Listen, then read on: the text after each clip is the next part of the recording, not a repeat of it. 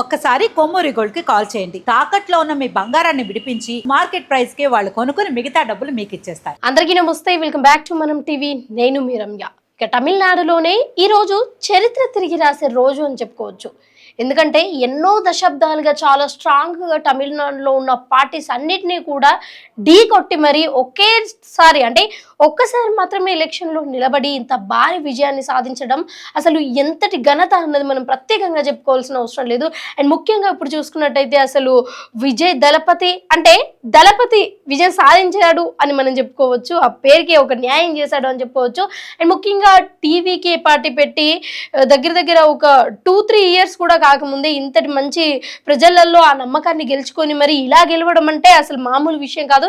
ఎందుకంటే మోస్ట్లీ మనందరికీ తెలుసు తమిళనాడులో 234 సీట్లు ఉంటే దాంట్లో భారీ మెజారిటీతోని అండ్ ఇప్పటికే ఆల్రెడీ విజయ్కి 109 సీట్లు అయితే రావడం జరిగింది. అంటే ఇది భారీ మెజారిటీ అని చెప్పుకోవచ్చు. ఎందుకంటే డిఎంకే కావచ్చు, అన్నా డిఎంకే కావచ్చు, ఇది ఎప్పటి నుంచి కొన్ని దశాబ్దాల నుంచి చాలా స్ట్రాంగ్గా ఉన్న లీడర్స్ అందరూ కూడా వీళ్ళందరూ కూడా ఆ పార్టీలో ఉన్నప్పటికీ కూడా విజయ్ తన గెలుపు ఇప్పుడు ప్రజలందరికీ కూడా ఒక చిన్న ఆశ్చర్యం అని కూడా మనం చెప్పుకోవచ్చు. ఎందుకంటే అసలు ప్రజలందరూ ఎప్పటి నుంచో ఉన్న లీడర్స్ అందరినీ కూడా అసలు ఏమాత్రం పట్టించుకోకుండా విజయ్ న్యాయం చేస్తాడు, విజయ్ సమస్యలను తీరుస్తాడు, విజయ్ తమిళనాడులో ఉన్న ప్రాబ్లమ్స్ అన్నింటికీ కూడా ఒక మంచి వే చూపించే అవకాశంగా కనిపిస్తుంది అని ఈ కొన్ని రోజులలోనే విజయ్ చేసిన ప్రచారాలన్నింటినీ కూడా నమ్మి విజయ్ని అసలు ఒక ఘనత లేకపోతే ఒక మంచి విజయాన్ని సాధించాడు అని విజయ్ని ప్రజలందరూ కూడా నెత్తి మీద పెట్టుకోవడం అయితే జరిగింది. అండ్ ఇక్కడ ముఖ్యంగా చూసుకున్నట్టయితే విజయ్ ఇంటి ముందు కూడా భారీ బందోబస్తు అయితే ఏర్పాటు చేశారు. ఎందుకంటే మనందరికీ తెలుసు విజయ్కి తమిళనాడులో ఉన్న ఇమేజ్ అంతా ఇంత కాదుగా, స్టార్డమ్ కావచ్చు, లేకపోతే ఇక్కడ ముఖ్యంగా కూడా ఇప్పుడు విజయ్ గెలిచాడు అని ప్రజలందరికీ తెలిసిన తర్వాత వాళ్ళు చేసుకునే సంబరాలు కావచ్చు, లేకపోతే విజయ్ని ఒకసారైనా చూసి వెళ్దాము అని వాళ్ళ మైండ్ లో ఉండొచ్చు. సో మనందరికీ తెలుసు ఈ గెలిచాడు అన్న ఈ సందర్భంలోనే విజయ్ ఇంటికి చాలా మంది బందోబస్తు పోలీసులు అయితే వచ్చారు. ఎందుకంటే అక్కడికి వచ్చే ఫ్యాన్స్ అందరినీ కూడా అడ్డుకోవడానికి. అండ్ ముఖ్యంగా విజయ్ ఇంట సంబరాలు మనం చూసుకున్నట్టయితే విజయ్ వాళ్ళ ఫాదర్ అయితే డైరెక్ట్ గా ఏడ్చే పరిస్థితి అయితే కనిపిస్తుంది. అంటే ఇది ఆనంద బాష్పాలు అని మనం చెప్పుకోవచ్చు.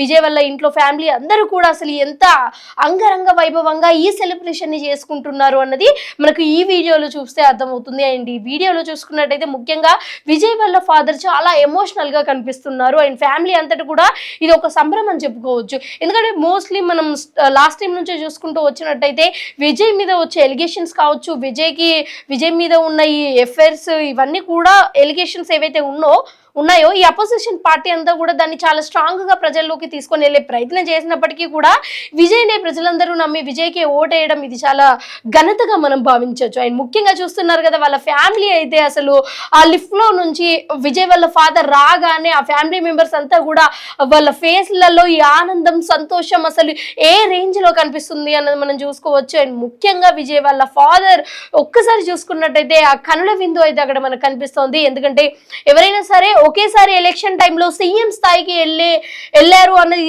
ఇది మొదటిసారి అని చెప్పుకోవచ్చు. ఎందుకంటే ఆ ఘనత అతను సాధించారు కాబట్టి ఇంకా వాళ్ళ ఫ్యామిలీ మెంబర్స్ ఏ రకంగా ఉంటారో మనం ఒకసారి ఊహించవచ్చు. ఆయన వీడియోలో చూస్తుంటే కూడా మనకు కనిపిస్తుంది.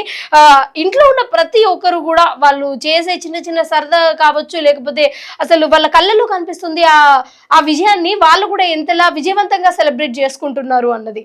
అండ్ అలాగే ఈ విజయ్ సెలబ్రేషన్స్ వెనకాల ఓన్లీ విజయ్ ఫ్యామిలీ మాత్రమే కాదు, విజయ్ అభ్యర్థులు కావచ్చు, ఫ్యాన్స్ కావచ్చు, లేకపోతే ఆ నియోజకవర్గంలో నిలబడ్డ ఈ లీడర్స్ కావచ్చు, వీళ్ళందరూ కూడా దాన్ని సెలబ్రేట్ చేసుకునే ఇదైతే మనకు కనిపిస్తుంది. అండ్ ముఖ్యంగా ఇక్కడ మనకు ఇంకా కొన్ని కోణాలలో కూడా చూడొచ్చు. ఎందుకంటే విజయ్ ఆల్రెడీ సీఎం అయిపోయాడు, ఇంకా ప్రమాణ స్వీకారం చేయడం లేట్ అన్న విధంగా మనకి ఇక్కడ కనిపిస్తుంది కదా. అయితే ఈ సందర్భాలలో విజయ్ ఇంటి ముందట భారీ బందోబస్తు అయితే ఏర్పాటు చేస్తారు. ఆ బందోబస్తు ఏర్పాటు చేయడానికి గల ముఖ్య కారణం ఏంటంటే మనందరికీ తెలుసు డిఎంకే కావచ్చు, అన్నా డిఎంకే కావచ్చు, వాటికి ప్రజా ఆదరణ ఉన్నప్పటికీ కూడా వాటి రెండు పార్టీలని కూడా దాటుకొని మరి విజయ్కి ఇంత భారీ మెజారిటీ వచ్చింది కాబట్టి సో ఆబ్వియస్లీ ఫ్యాన్స్ అందరు కావచ్చు, లేకపోతే ప్రజలందరూ కూడా విజయ్ తరపునే ఉన్నట్లుగా మనకు తెలుస్తుంది. అండ్ ముఖ్యంగా విజయ్ని అంటే ఎవరైతే విజయ్ని కలవడానికి లేకపోతే చూడడానికి వచ్చిన ఫ్యాన్స్ కావచ్చు, లేకపోతే అభ్యర్థులకు కావచ్చు, వాళ్ళందరినీ కూడా కొంచెం అడ్డుకునేందుకు మళ్ళీ ఎలాంటి అక్కడ ప్రాణాపాయ స్థితులు ఎవరికి కూడా ఏర్పాటు అవ్వకుండా ఉండడానికి అయితే అక్కడ పోలీసులు అయితే చూస్తున్నట్లయితే మీరే చూడండి వీడియోలో అసలు ఎంతటి బందోబస్తు అక్కడ ఏర్పాటు చేశారు అన్నది అయితే మనకు క్లియర్ గా కనిపిస్తుంది. అండ్ ముఖ్యంగా విజయ్ గురించి మనము చాలా హ్యాపీగా చెప్పుకోవాల్సిన విషయం ఒకటి ఏంటి అంటే, విజయ్ ఎప్పుడైతే ఎలక్షన్స్ క్యాంపెయిన్ ఇవన్నీ స్టార్ట్ చేశారో దానికి కొన్ని రోజుల ముందే విజయ్ మీద వచ్చిన ఎలిగేషన్స్ ఏవైతే ఉన్నాయో అవి చాలా దారుణమైనవి అని చెప్పుకోవచ్చు. ఎందుకంటే ఒక వైఫ్ హస్బెండ్ మీద చేసే ఎలిగేషన్స్, అలాగే ఒక సీఎం అవ్వబోతున్న ఒక వ్యక్తి పైన, అంటే అలాంటి స్థాయిలో ఉన్న ఒక వ్యక్తి పైన అతను ఇల్లీగల్ ఎఫైర్ పెట్టుకున్నాడు అని చెప్పడం కావచ్చు, లేకపోతే సినీ ఇండస్ట్రీలోనే ఇంకో హీరో ఉంది అని చెప్పడం, ఇవన్నీ కూడా అప్పట్లో కొంచెం రచ్చకి దారి తీసాయి. అండ్ ప్రజలందరూ కూడా దాన్ని చూసారు, చూడలేదు అన్నది కాదు. అండ్ ఈ విషయం కూడా అందరికీ తెలుసు. బట్ నాకు తెలిసి ప్రజలందరూ కూడా పర్సనల్ లైఫ్, బట్ ఒక రాజకీయ నాయకుడు ఉన్నాడు, అతనికి మనసు ఉంది, ప్రజలను అర్థం చేసుకుంటాడు, ప్రజా సమస్యలను అర్థం చేసుకొని మాకు అండగా నిలబడతాడు అని అయితే ప్రజలందరూ కూడా నమ్మినట్లుగా అయితే ఇక్కడ క్లియర్ గా కనిపిస్తుంది. అండ్ ఈ సెలబ్రేషన్స్, విజయ్ సంబరాలు ఇవన్నీ కూడా ఒక నిమిషం పక్కకు పెట్టినట్టయితే ఈ లైవ్ లో ఎవరైతే ఉన్నారో కొంతమంది కామెంట్స్ కూడా చేస్తున్నారు. ముఖ్యంగా విజయ్ కి సంబంధించి త్రిషకి ఒక మంచి బర్త్డే గిఫ్ట్ అయితే ఇచ్చాడు. అండ్ దాంట్లోనే ముఖ్యంగా అసలు ఈ గెలిపే ఒక త్రిషకి ఒక విజయం అని చెప్పుకోవచ్చు. ఎందుకంటే మనం లాస్ట్ టైం చాలా ఇంటర్వ్యూస్ లో కానీ ఒక చిన్న క్లిప్స్ లో కానీ మనం చూస్తూ ఉంటాము.